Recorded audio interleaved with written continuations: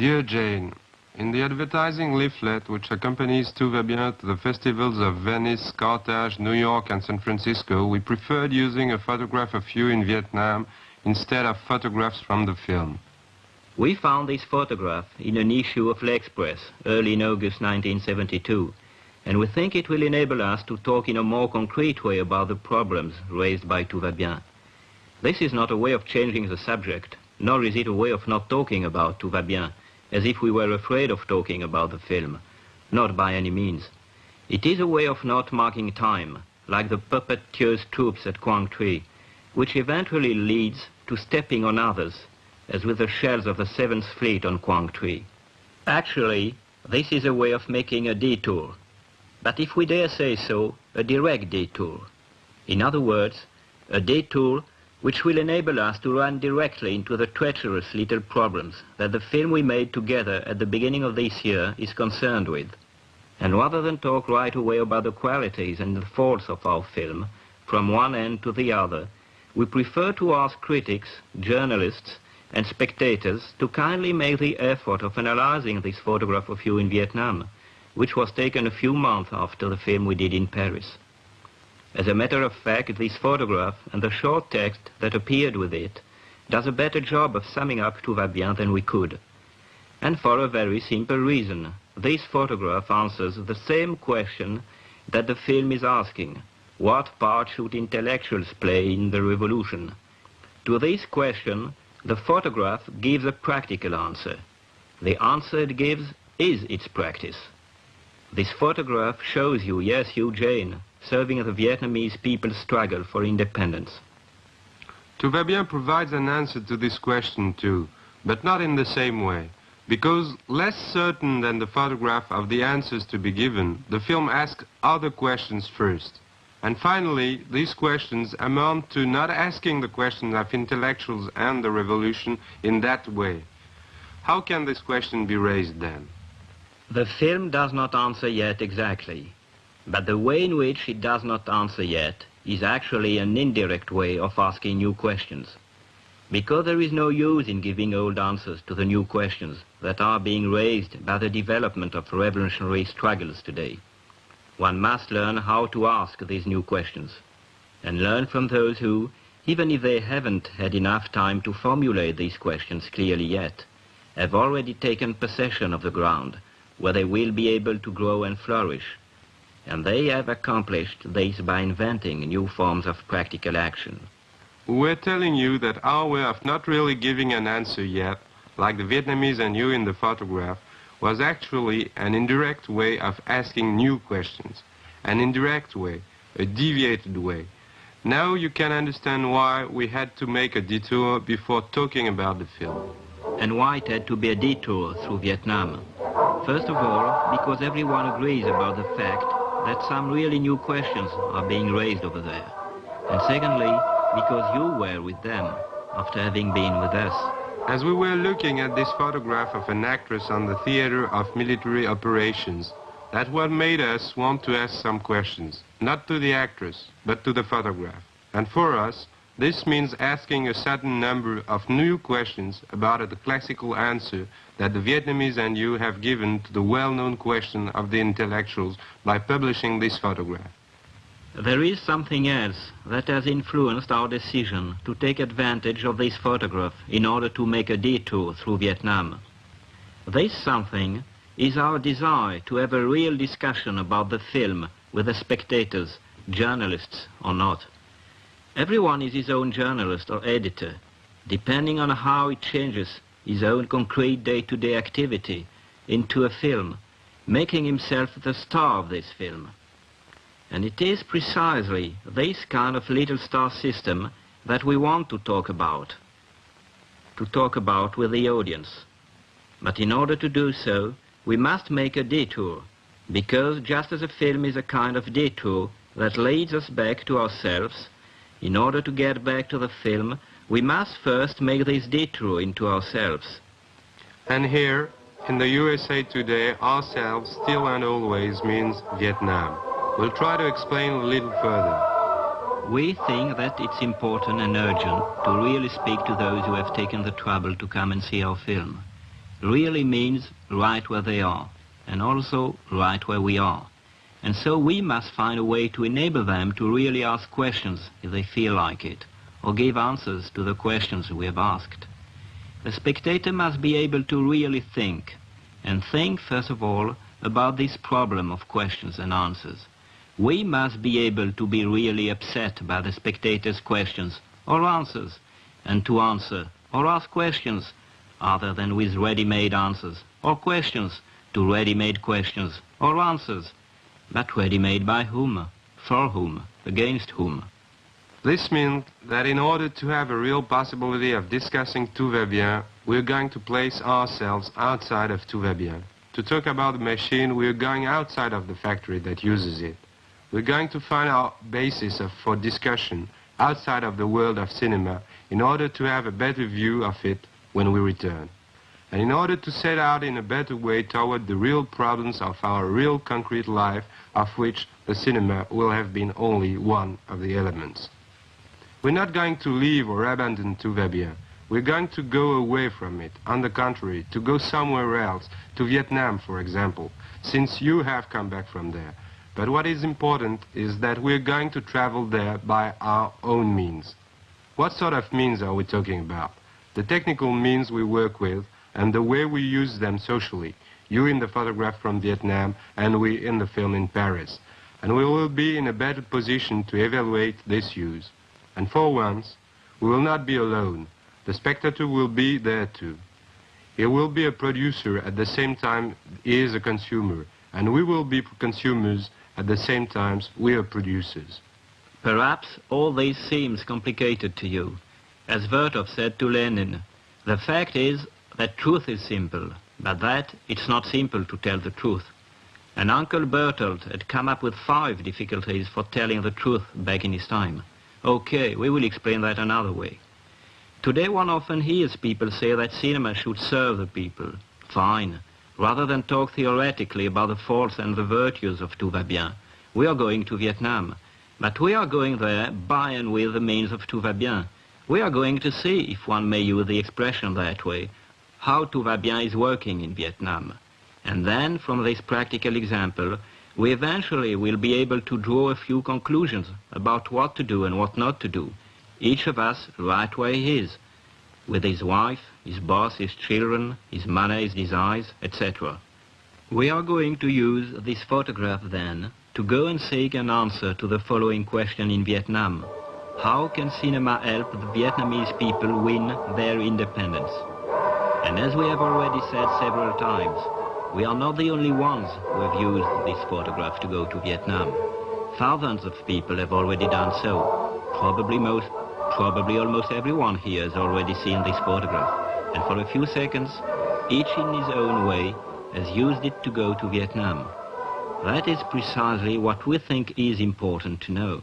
How each one has used this photograph to go to Vietnam. In actual fact, how he has gone to Vietnam. Because Dr. Kissinger goes to Vietnam too, several times a year. And it's precisely someone like Dr. Kissinger who is going to ask us why this photograph, and what connection this photograph has with Tout va bien. And he and his friends will tell us that we're mixing things up or just playing around, that we would be better off getting down to some serious talk about the film, about art, etc. But one must make the effort to see how this kind of remark contradicts itself when it is made that way, thus confusing the whole issue and blocking access to other questions of a more simple nature, simple as might be asked by ordinary folks. For instance, before saying what connection, one must first ask, is there any connection? And if so, then one may ask which one. And then, having discovered which connection, we will discover a little further on that the connection between our film and this photograph is in the problem of expression. We will eventually be able to judge how important it is, which means making other connections with other important questions and other important answers. People will say that all this seems like empty words, but already at the other end of this new little assembly line of questions, the questions of what is important, that which others call the questions of practical results, is beginning to look like an extremely important question. And this is because the North Vietnamese Viet Cong collective has already answered the question of whether or not this photograph is important by succeeding in having it published in just about every corner of the free world, the same free world that is holding them in chains. And it has shown what importance it gave to this photograph, the importance it gave to the questions of practical results, the importance that it gave to the question of what is important. This photograph is therefore a practical answer that the North Vietnamese have decided to give with your help, Jane, to the well-known question we asked earlier: what part should cinema play in the development of revolutionary struggles? Or, in other words, how should intellectuals take part in the revolution? The photograph gives a practical answer to this question, the answer for whole people. The photograph has been taken and published, and it has been taken in a certain way to make sure that it would be published, both on the right and on the left. And this is what has happened, obviously, otherwise we would not have obtained it. Tout va bien answers this question too, but from somewhere else, and in another way. A way, in fact, of not being too quick to give this kind of answer. A way that is a means of saying, here in France, where we are, in 1972, ruled by the friends of the Americans and the Russians, everything is not so clear. Everything is not so obvious. Fidel Castro said at the UN that for revolutionaries there are never any obvious truths, that they are an invention of imperialism, and that those who are big use obvious truth cleverly to oppress those who are small. And since everything is not obvious, Jane, let us continue asking ourselves questions, but let us make an effort to ask them differently. In other words, let us ask new questions in order to be able to give new answers. For example, let us observe how the Vietnamese expressed their struggle. Let us ask ourselves some questions, since we wish to express our struggle too. And first, let us ask ourselves honestly what makes us able to say that we are really struggling. But at this point, perhaps you, Jane, will ask us, why this photograph of me and not one of Ramsey Clark, for example? He was in Vietnam too, and he also witnessed the bombing of the dikes. Simply, Jane, because of Tout va bien, and because your social rank in the film was the same as in this photograph. You're an actress. We're all actors in this stage of history, yes. But what's more, you work in films, and so do we. Then why not Yves Montand in Chile, you could say? He was also in the movie, true. But it so happens that the Chilean revolutionaries, the Mir, did not judge that it would be a good thing to publish photographs of Yves. Whereas the Vietnamese revolutionaries did judge, with your agreement, that it would be a good thing to publish photographs of you. In fact, to publish photographs of your agreement with the Vietnamese struggle. There is another problem too, and one that we can't avoid. We are both men who have made Tout va bien, and you are a woman. In Vietnam, the question is not put that way, but here it is. And as a woman, you undoubtedly will be hurt a little or a lot by the fact that we are going to criticize a little or a lot your way of acting in this photograph. Hurt because once again, as usual, men are finding ways to attack women. If for no other reason, we hope that you will be able to come and answer our letter by talking with us, as we go reading it in 2 or 3 places in the US. In the US and in Europe, it's true that things are still, or have already become, that way. And we are, as you, submerged in some pretty troubled water, through which this photograph can help us to see clearly. This is where we have to start from you in the US, from us in Paris, from you and us in Paris, from you in Vietnam, from us in Paris, looking at you in Vietnam, from us going to the US, and from everyone here in the theater listening to us and looking at you. We are starting from all this. It is organized in a certain way and functions in a certain way. We want to discuss it all, starting from there. To start from Tout va bien, to go to Vietnam, to come back to Tout va bien, in other words, to come back to Vietnam in the theater where Tout va bien is being shown, and afterward to go back home, and tomorrow to go back to the factory. In order to discuss all that, we are slipping this photograph under people's noses for a second look, since the Vietnamese and you already slipped it there once. In other words, we ask, and we are asking ourselves, Did we really look at this photograph? What did we see in it? And beneath its question, we discover another question. For example, how did we look at this photograph? How did our eyes function in regard to this photograph? And what makes them glance that way instead of another? And still another question, what makes our voice interpret this glance in a certain way instead of another? Tout va bien asks all of these questions. These questions can all be summed up in the big question of the role of the intellectuals in the revolutionary struggles. Or rather, this big well-known question about intellectuals, one begins to see that by expressing itself in that way, it becomes paralyzing, and that it paralyzes others. And finally, that it is no longer a question belonging to the revolution. Today's questions about the revolution, as we will discover in relation to the photograph, then in relation to the film, should be how to change the old world.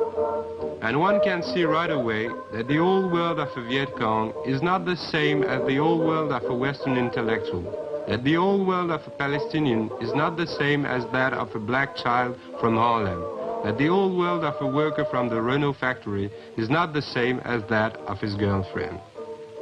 One can see that this photograph gives a practical answer to the question of changing the old world. And therefore, we're going to examine this photographic answer. We're going to make an investigation. We're going to look for some clues. We're going to analyze and put them together. We will try to explain the organization of these elements that make up this photograph. On the one hand, we will explain things as if we were dealing with the photographic molecular structure, and on the other hand, as if we were dealing with a kind of social nerve cell. Then, we will try to show the connection between the scientific investigation and the more political one. Where do the right ideas come from? From the struggle for production, from the class struggle, and from scientific experimentation.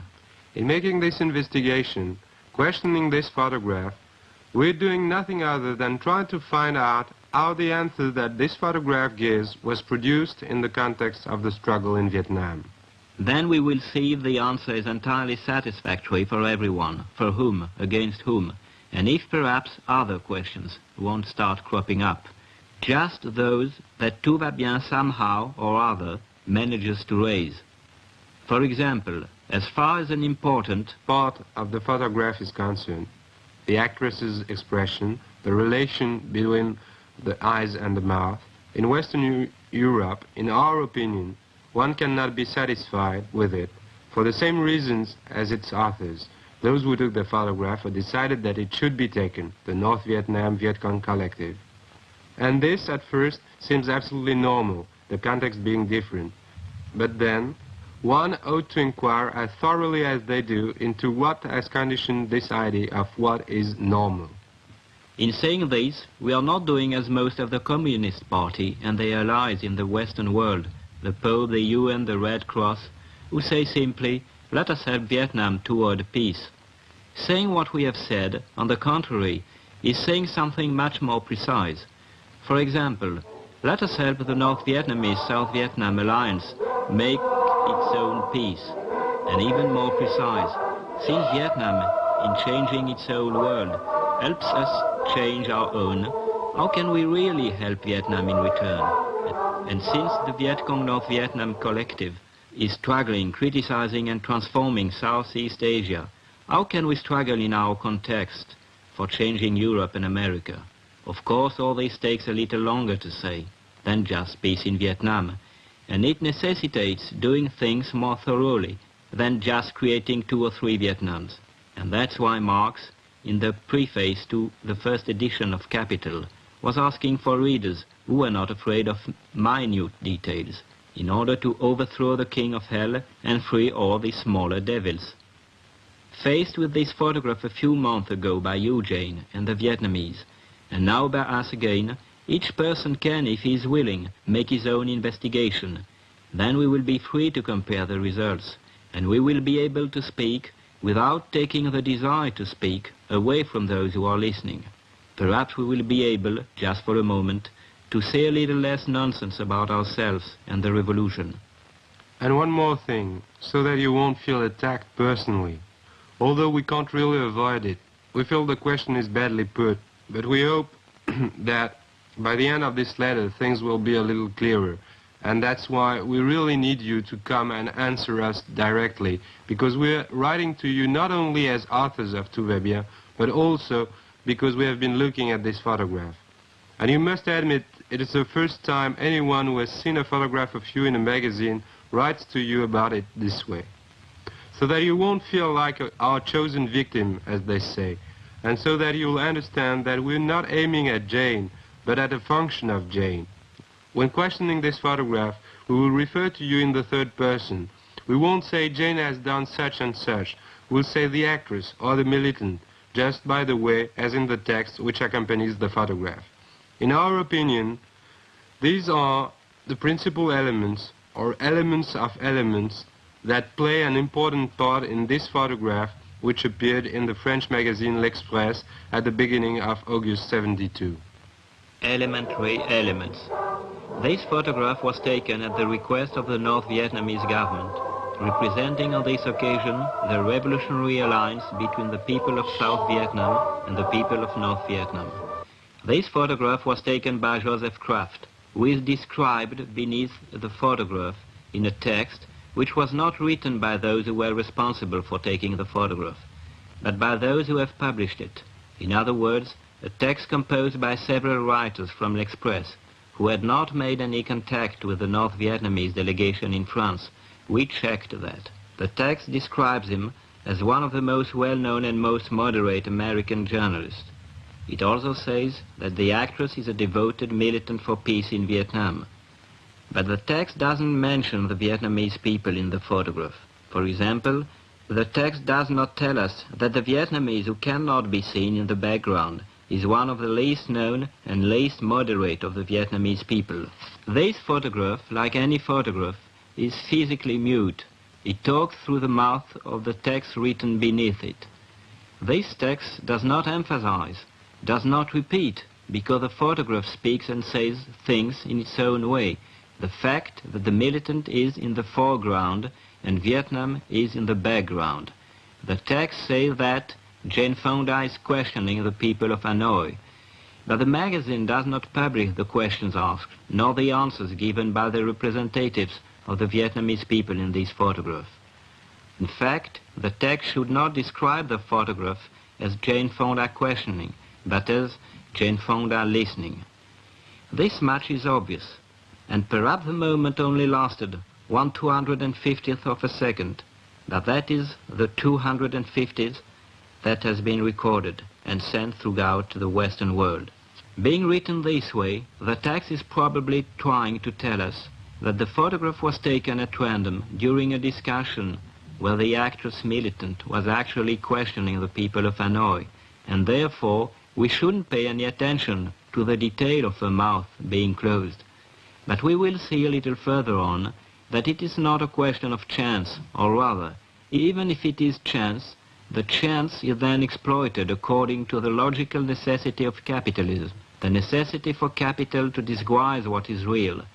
At the same time it reveals it. In other words, the necessity of tricking the customer about the product. Less elementary elements. Less elementary elements. The camera took this photograph from a low angle. Actually, in the history of cinema, this low point of view cannot be considered an innocent one. This fact has been emphasized technically and socially by Orson Welles in his first pictures. The choice of frame is not neutral or innocent either. The frame is composed in relation to the actress who is looking, rather than in relation to what she is looking at. She is presented in the frame as if she were the star, and that in fact is because the actress is an internationally known star. So on the one hand the frame shows a star in a militant activity, and on the other it focuses on the militant as a star, which is not the same thing. Or rather, which might be the same thing in Vietnam, but not in Europe or in the US. The following page shows photographs of what the militant saw at other moments, but not what she was looking at in this photograph. As far as we're concerned, these are the same type of pictures that now flow automatically through the channels of TV and newspaper publications in the free world. Pictures that we have seen hundreds of thousands of times, as many as there have been bombs. And that don't change anything, except for those who are struggling to organize this flow in a certain way, their way, the 7 points of the GRP. The truth is, if these photographs had been presented by some Miss Jones or Smith, we think the same newspapers would have refused them as too ordinary. Ordinary, one must admit, just as it has become a very ordinary thing for an agricultural community situated just outside of Hanoi to rebuild its schoolhouse for the 20th time, after the phantoms of Kissinger have destroyed it. But of course, no one is going to talk about this extraordinary, ordinary fact, neither the militant being given star treatment, nor L'Express. Neither will anything be said about what the American actress and her sisters, the Vietnamese actresses that one can see in the photographs on the next page, have said to each other. Did the American actress ask about acting in Vietnam, or how someone who acts in Hollywood can act in Hanoi knowing he must return to Hollywood? L'Express doesn't mention anything about all that, and we think this is because the American actress doesn't talk about it either. It's true that the militant talked about the anti-personnel bombs and the dikes. But one must not forget that the militant is also an actress, whereas the Russell Tribunal and Ramsey Clark, for example, are not. We think that one must realize that because she's an actress, the officials in the White House will have no difficulty, if no one's tried to stop them, saying that the actress has more or less unconsciously played into the enemy's hand, and that she is just reciting a text that she has learned by heart. Such criticism can easily destroy all the efforts of the actress and the militant, and one must understand why she remains vulnerable to this kind of attack. We think in this case it is because the actress militant did not refer to the dikes by using an example such as that of a Vietnamese actress who works to fill in the holes in the dikes and then acts in a theatrical representation in the village that is threatened by the breakings of the dikes. In relation to this, we believe that if the militant considered herself, first of all as an actress, as the Vietnamese were making use of her do on their level, she could begin to play her part historically, otherwise than in Hollywood. Perhaps the Vietnamese do not have a direct need for this yet, but Americans probably do, and therefore, indirectly, the Vietnamese do too. Once again, we find the necessity of making a detour. The Vietnamese are obliged to make a detour through the USA.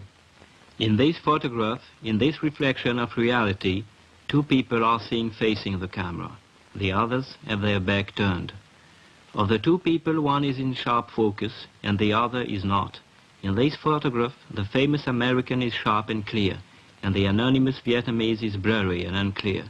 But in reality, it is the American left that is blurry and out of focus, and the Vietnamese left that is exceptionally sharp and clear. In reality, it is also the American right that is always exceptionally sharp, while the Vietnamese right, the Vietnamization, is becoming less and less clear. What should we think then of the moderation of Joseph Kraft, who took a moderate view of his contradiction, set the lens opening, and measured the focal distance accordingly? It was all carefully measured, as we have seen in relation to his choice of frame, and he intentionally set the focus on the star in militant activities in order to obtain a certain product, a certain ideological merchandise, and once more with a deliberate aim in mind. Let's not forget that the processing of this product is directly controlled by North Vietnam, but its distribution outside of Vietnam is not, or rather it is, but in a very indirect way, not to mention the feedback.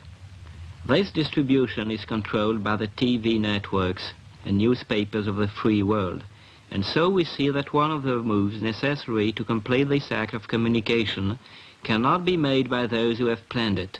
Which move? Or is it a move in some kind of a game? And who has the right to play? And who plays for whom? Against whom?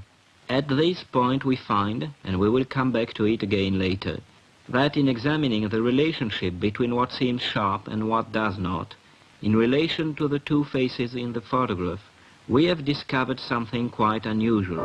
The face out of focus is sharp and clear, and the sharp and clear face is vague and out of focus. The Vietnamese can stand being viewed out of focus, because he has been in sharp focus for a long time in his everyday reality. The American is obliged to appear in sharp focus, because the Vietnamese way of remaining clearly out of focus makes this inevitable. The American is obliged to focus clearly on his real lack of clarity. But nothing of that sort is said in the text. The general effect of this photograph emphasizes that of another photograph of the actress on the cover of the same issue of L'Express. This cover composition is very revealing if one is willing to see that a photograph can cover up just as much as it reveals.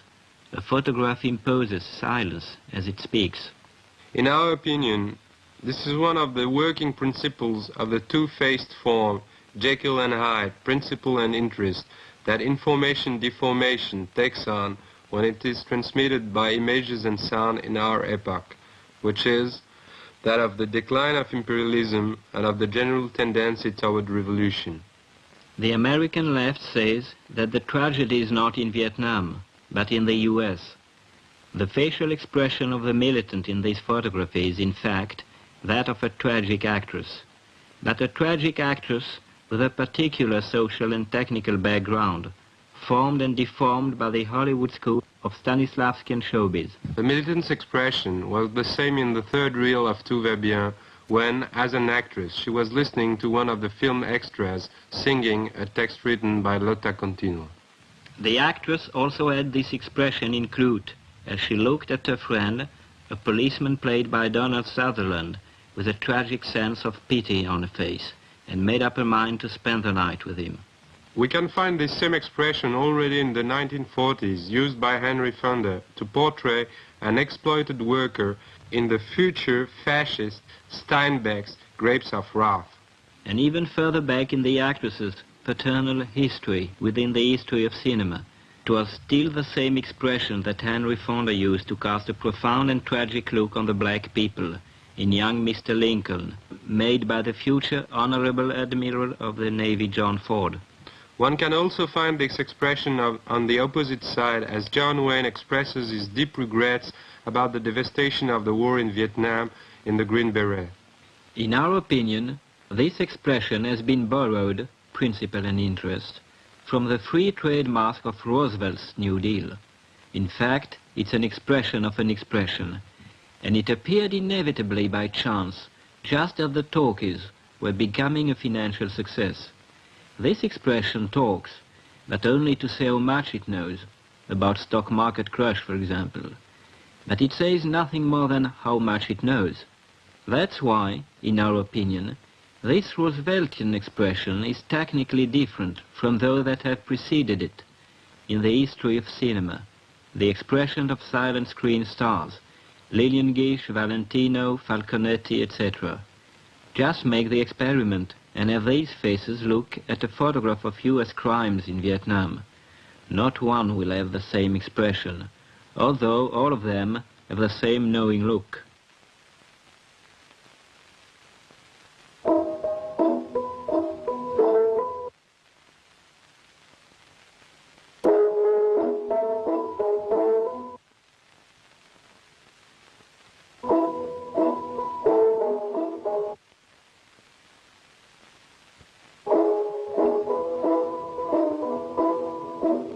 Film equals editing of IC.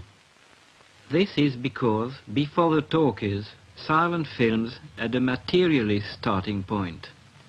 The actor said, "I am filmed.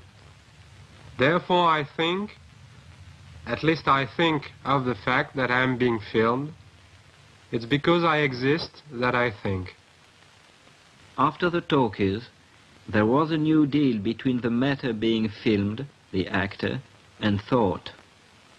The actor began saying, "I think that I am an actor. Therefore, I am filmed. It is because I think that I am. I think, therefore I am. As we have just seen in this experiment, which elaborates Kuleshov's, before the New Deal expressed itself, each star of the silent screen had his own individual expression, and the wide popularity of silent movies was a real fact. On the contrary, as soon as films begin to talk like the New Deal, each actor begins to speak the same thing. Just make the same experiment with any big star from the world of cinema, sports or politics. I think, therefore I am. I think, therefore I am. I think, therefore I am. I think, therefore I am. I think, therefore I am. I think, therefore I am. This expression that says it knows a lot about things. This expression that says it knows a lot about things, that says no more and no less, is an expression that doesn't help one to see more clearly into one's personal problem, to see how Vietnam can shed some light on them, for example. So why be satisfied with it and say, it's better than nothing, something gets across a little, as in the Union speech in Tout va bien, Reel 3, or in the CP speech in Tout va bien, Reel 5. And why? Even if the actress is not capable of acting differently yet, and even if we are not yet as able to help her act differently as we would like to be, why should the Vietnamese be satisfied with it? In our opinion, we risk doing them more harm than good by producing a good conscience for ourselves in such a cheap way. Scientifically speaking, the movement from life to information is cheap. After all, this expression is also addressed to us, we who are making an effort to look at it a second time.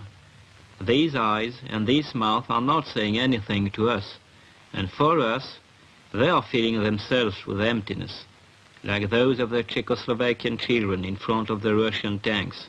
Or the swollen little bellies from Biafra or Bangladesh, or the Palestinian feet carefully looked after in the mud by the UN, full of emptiness, full of empty meanings, but watch out, only for capitalism.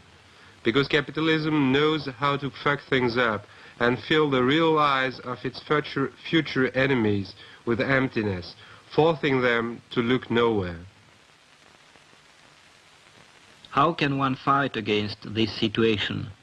Not by banning the publication of this kind of photograph. One would have to stop all these TV and radio programs in practically every country in the world, as well as the publication of practically every form of newspaper, which would be utopian. No, but one could publish them differently. And it is in relation to this difference, because of their financial and cultural influence, that the stars can play an important role, a very heavy role, as they say. And the real tragedy is that they don't know how to play this heavy role. How can one learn to play it? Many questions must still be asked in Europe and in the United States before one can answer clearly. We are asking a few in Tout va bien, as Marx did in his day by taking German ideology and raising the question of the misery of philosophy against Proudhon, who only knew how to philosophize about misery. If one looks carefully at the Vietnamese behind the actress, one realizes very quickly that his face is expressing something entirely different than that of the American militant. But even if one can't see what he's looking at, one can see that his face reflects what he must face every day: anti-personnel bombs, broken dikes, and the torn bodies of dead women. A house which must be rebuilt for the nth time, the hospital, and a lesson to be learned. Lenin said, first lesson, learn. Second lesson, learn. Third lesson, learn. And this face immediately reflects a day-to-day struggle for a very simple reason. It's not just the face of a revolutionary, but of a Vietnamese revolutionary. A long past of struggling has been written on this face by French, Japanese, and American imperialism. In fact, this face has been recognized for a long time now throughout the world as the face of revolution, even by his enemies. Let's not be afraid of words. This is a face that has already won the independence of its own code of communication. Today, no other revolutionary face reflects as much daily struggle as this, simply because no other revolution, except the Chinese, has made as long a march as the Vietnamese Revolution. Let's make the experiment. This black man, for example, we cannot say right away why he is struggling, or where and how. In Detroit, on the assembly line of the Chrysler Corporation, for better wages and a slightly slower work rate. In Johannesburg, to have the right to enter a movie house where white people are showing white people's film. And this worker. And this European girl. And this Arab. And this young radical. As Uncle Bertold said, one must have the courage to say that we have nothing to say about these faces, unless there is a caption with some sort of nonsense or lies that we can swallow. And one must have the courage to admit one's weakness and failure, for one has nothing to say. This Vietnamese face, on the contrary, needs no words written underneath. Anywhere in the world, people will say, this man is Vietnamese, and the Vietnamese people are fighting to kick America out of Asia. Let's look, on the other hand, at the face of the American actress without the rest of the photograph. One can see right away that it doesn't reflect anything, or rather, that it only reflects itself. But a self that is nowhere, lost in the infinite immensity and immortal tenderness of a Pietà by Michelangelo. A woman's face that does not reflect other women. The Vietnamese face was a function reflecting reality, whereas the American's face is a function that only reflects a function. A face that could also belong to a hippie needing a fix, to a student in Eugene, Oregon, whose favorite runner, Prefontaine, just lost the Olympic 5,000 meters, to a young girl in love who has just been dropped by a boyfriend, and also to a militant in Vietnam. It's too much. There is too much information in too small an element of space and time. At the same time, we are sure that the militant is thinking of Vietnam, and not sure at all, because she might be thinking of something entirely different, as we have suggested. Therefore, we must eventually ask the question, why has this photograph of a militant actress, who is not necessarily thinking of Vietnam, been published precisely in place of that of an actress militant, who is necessarily thinking of Vietnam? Because the true reality of this photograph lies in just this, a star disguise unveiled by the absence of Max Factor. But L'Express doesn't say anything about this, because that would be starting the revolution in journalism. It would be the beginning of revolution to say in Europe and in the US that today it is not possible to take a photograph of someone thinking of something. Vietnam, fucking, Ford Motors, factories, sand on the seashore, etc. Perhaps people will say that we should not have isolated this part of the picture from the rest, since it was published as part of a whole. But we think this is a very bad argument. We have isolated this part to show that it already stands alone in fact, and the tragedy is in this solitude. If we have been able to separate this face from the rest of the picture, it is because the face lends itself to this separation. Whereas the Vietnamese face, on the contrary, remains a part of its surroundings, even if we try to look at it alone. It has a definite reverse shot. On the contrary, here, there is no reverse shot possible. No reverse shot. In France, we are very familiar with the expression used by the actress in this picture. It's a working model of Cartesian thought process. I think, therefore I am. The same that inspired the statue of the thinker by Rodin. Why not carry this statue around wherever there is a catastrophe in the world, to inspire the crowds with a feeling of pity? The swindle of capitalist art and humanism would be exposed immediately. One must realize that stars are not allowed to think. They are only social functions. They are thought, and they make you think. One just has to look at the acting of big thinkers, like Marlon Brando or any other motherfuckers, to understand why capital needs this sort of art, to reinforce the strength of idealistic philosophy in its fight against the materialist philosophy of Marx, Engels, Lenin, and Mao, who represent their peoples. We've said that we are able to isolate, on the contrary, the face of the American actress. Now we are going to isolate the expression on the contrary in this sentence. Isolate, separate. Lenin said that a revolutionary kind of separation is needed to fight against the way capitalism separates workers into isolated categories. The face of the American militant and that of the North Vietnamese are opposites. The struggle of opposites is precisely what is happening in the imaginary reality of this image. The American eye in Vietnam is satisfied with just reading the word horror. The Vietnamese eye sees the reality of America in all its horror. In this scene, the Vietnamese just appears in the background like a film extra, but behind him we can already feel the force of the astonishing, incredible machine built by the North Vietnam Viet Cong collective.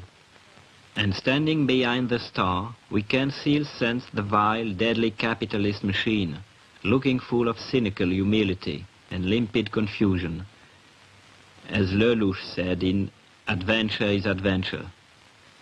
In all of this we find a struggle between what still is and what already is, a fight between the old and the new. A struggle which does not limit itself to the taking of this picture, but is perpetuated by the way it has been published and by the fact that people in this theater are looking at it at this very moment. A struggle between the process of making a product and the process of its distribution, depending on who controls the process, capital or revolution. Other elements of elements. The North Vietnamese are right in taking the risk of publishing this picture, or rather, they have their reasons for doing so. This picture plays the part of a small screw in the mechanism that has been conceived for developing their current military diplomatic offensive. This picture is one of the 1,000 that the Vietnamese have given with their blood in answer to US war crimes. You may have noticed, by the way, Jane, that the Viet Cong North Vietnam collective often publishes documents of their struggles, but seldom of atrocities. In this case, the North Vietnamese government has answered on behalf of its people and specifically representing the Committee for Friendship with the American People by calling on the services of Jane Fonda, which means asking her to play a certain part. Unlike what many Americans would have done, the American actress accepted to go to Vietnam and play this part. She went to Hanoi to help the Vietnamese revolution. Now one must ask the question, how does she help? Or more precisely, how does she play this part? The American actress at work in this picture is helping the Vietnamese people in their struggle for independence. But she's not only helping in Vietnam, but particularly in the US and in Europe too, since the picture has come to us in France as well. As we look at the picture here, then, we are freely obliged to ask, does this picture help us? And above all, does it help us to help Vietnam? Vietnam forces us to ask this question. Putting together some elements, or some elements of elements. Neither L'Express nor the American militant have made the distinction between Jane Fonda speaking, asking questions, and Jane Fonda listening. For the Vietnamese, in the present historical stage of their struggle, the most important fact about this picture is that Jane Fonda is in it. And in our opinion, it doesn't matter much for them whether she is speaking or listening, because the silence is just as effective. The important thing is that she is there. But here in 1972, the most important thing is not necessarily the same. We must learn what determines this necessarily. We couldn't help observing that the text beneath the picture was lying when it said that the actress was speaking to the inhabitants of Hanoi, since the picture plainly showed that the militant was listening. And since we need the contradictory truth of this picture, and not its eternal truth, it is also important for us to make the observation that L'Express is lying on every level. But we must also add that if the magazine is able to lie, it is because the picture makes it possible. Actually, L'Express takes advantage of, profits by, the implicit authorization of the picture to hide the fact that the militant is listening. By saying that she is speaking and speaking about peace in Vietnam, l'express is able to avoid saying what peace, leaving this up to the picture alone, as if the picture said precisely what sort of peace was involved. We have proved, however, that this is not the case. But if l'express can do this, it is probably because the American actress does not express her struggle as a militant by saying anything other than peace in Vietnam, and because she does not ask herself exactly what peace, and particularly what peace in America. And if she doesn't ask herself this yet, or is not able to, it is not because she still acts as an actress, as not as a militant, but on the contrary, because as a militant she doesn't ask herself questions yet about what new approach or style might be applied to her function as an actress, both technically and socially. In other words, she doesn't consider a militant activity as an actress, even though the North Vietnamese invited her precisely as a militant actress. And she's talking from somewhere other than where she really is, in America, which is what interests the Vietnamese most of all. This is why she also covers up the fact that the most important fact about this picture is listening to Vietnam before talking about it. Whereas at the same time, Nixon, Kissinger, and the big barrel of stale porter are not listening to anything or refusing to listen to anything at the Paris talks. We must be able to examine this masquerade.